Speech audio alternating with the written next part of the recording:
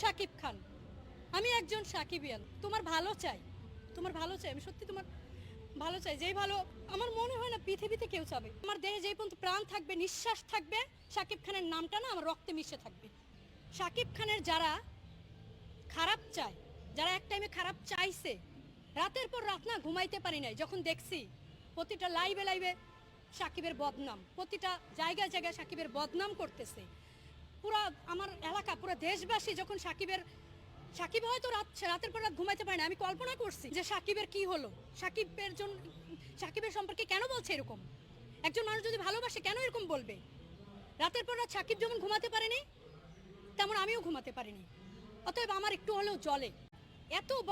এত বদনাম যে এতদিন করেছে, সাকিব খানকে ভালোবাসতেন, তাহলে একটা মানুষ মন থেকে কি বলবো, আমি আমার মাথা কাজ করতেছে না এখন বলতে গিয়ে কি বলবো।